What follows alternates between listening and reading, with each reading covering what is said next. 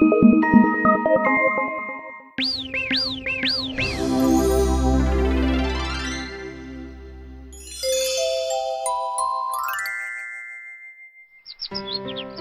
is the story of David, a young shepherd boy from Israel who defeated Goliath, a giant warrior.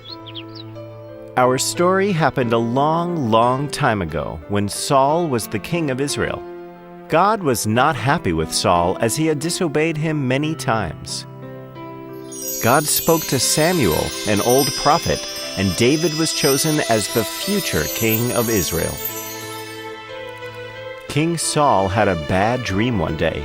He called for Samuel. Samuel, I feel troubled. I am having bad dreams. I feel somebody is trying to take away the control over my kingdom. It is just a dream, Saul. Calm your mind. How can I help you relax? I would like to hear some soothing music. Do you know of any good musician who can play for me? I know of a boy who plays the harp beautifully. I saw him in the house of Jesse in a nearby town. I'm sure he can help calm your mind. I'll send for him immediately. Okay. Please ask him to come immediately. And so, Samuel had David brought to the palace. Even as a young boy, David was known to be a very good musician. He wrote songs and played the harp very well. The Philistines had been troubling Saul's kingdom for a long time now. They were always trying to take over the kingdom of Saul. The kingdom of Philistines was known to have many giants among them. Their soldiers were taller and stronger than most men. Their champion soldier was Goliath. Goliath was almost 10 feet tall and made the soldiers of Israel look like little mice. One day, Goliath walked up to the hills that divided Israel from the Philistines and shouted out challenges. No one from Israel responded as they were afraid of Goliath.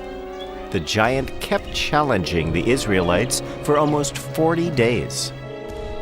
2 of David's brothers were in the king's army, and they were fighting against the Philistines.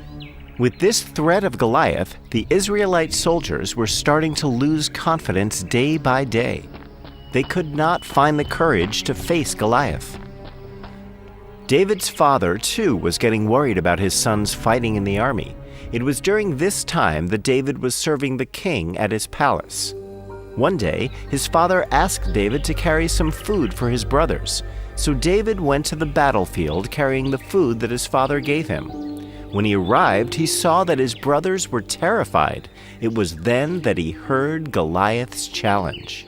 "Shame on you, Israel! How long will you keep me waiting?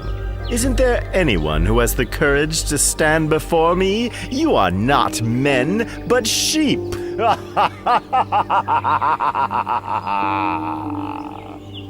What is happening? Isn't there anyone to face this man's challenge? We cannot risk losing against him. He's too big and strong for us to fight. If we lose, our kingdom will be lost forever.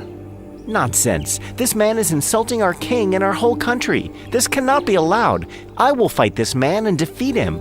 Ah, little brother, you are brave but also foolish. The king will not permit you to step into the battlefield. You are not a soldier. You are a shepherd. You may be good with the harp, but you cannot carry a sword. You are just a little boy. Go back to father and give him our news. I am going, dear brother, but I promise I will come back. I will get the permission of the king and come back to slay this monster of a man. God is with me. He will help me defeat this giant. He will give me the strength.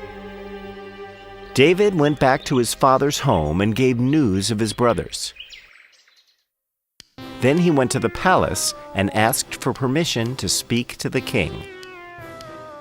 Yes, David. You may go back to your father now and tend to his sheep.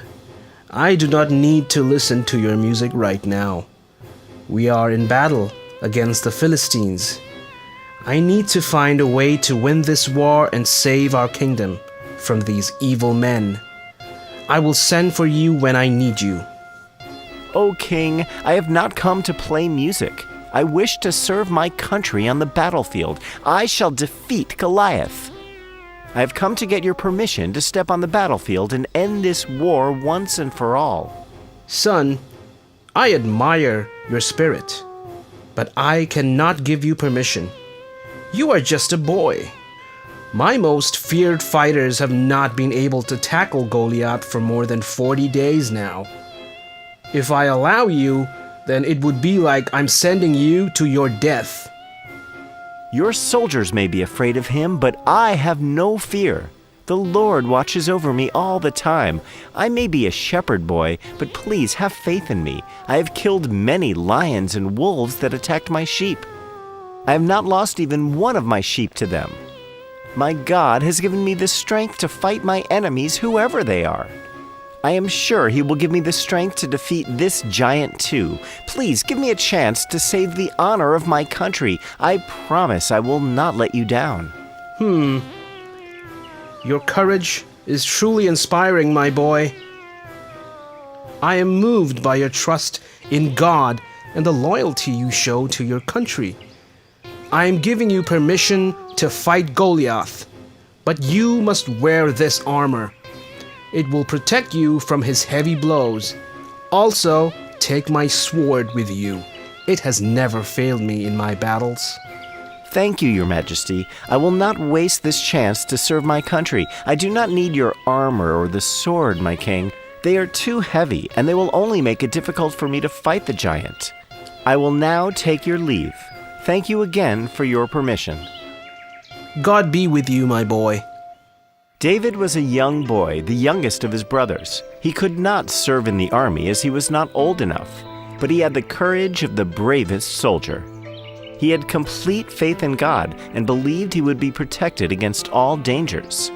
He was absolutely certain that he could defeat Goliath. David had excellent aim. He carried a sling with him all the time. As he reached the river to cross to the gates, he picked up some pebbles from the riverbed. He held the stones in his hand and then put them in a pouch he had tied to his waist. So, armed with just his sling, David stepped into the battlefield to take on Goliath. As he reached the field, he could hear the booming voice of Goliath yet again. You cowards! Where is your man? If you do not send your fighter now, I will come over and kill every single one of you. You have tested my patience enough. Hey you, over here! I will fight you. Ha ha ha! You joke well. Run away, little boy, before I accidentally step on you and kill you. I'm not going anywhere, you idiot. I am here to fight you and beat you to the ground. You have been insulting my king and countrymen for too long. We are not afraid of you. We just don't take your threats seriously. You're now becoming too much of a nuisance for us. This will end today. Today, Philistinians will become our slaves. My God protects me from all evil. He will help me to silence your threat forever. You cannot be serious. Have you lost your mind? Have your parents abandoned you? Do not test my mercy. Send a real man to fight me. You dare to insult me? Why do you talk so much, you ugly giant? Are you afraid of me? I am more than enough for you. If you cannot fight me, then surrender to us now. That is it. Be ready to die now, little boy. Goliath ran towards David, lifting his spear high over his head, ready to strike little David dead. When he was close enough, David placed a stone on his sling and took aim. Then he pulled it back with all his strength and said a prayer to God. He let go of the stone. The stone hit Goliath straight between the eyes, making a deep cut. He stopped, stunned and not believing what just happened. He then dropped to his knees and fell over, his face buried in the sand. The Israelites were watching them from the hills. There was a moment of silence when Goliath dropped to the ground. They could not believe what had just happened. Then there was a huge cry of victory from the soldiers. They ran to David and picked him up. They placed him on their shoulders and marched back to the palace, singing praises to their new hero. "David, David," they chanted. "David the giant killer." Thus, David became the hero of Israel, the slayer of Goliath. He would later on become king of Israel and rule the country for many, many years to come, loved and respected by everyone.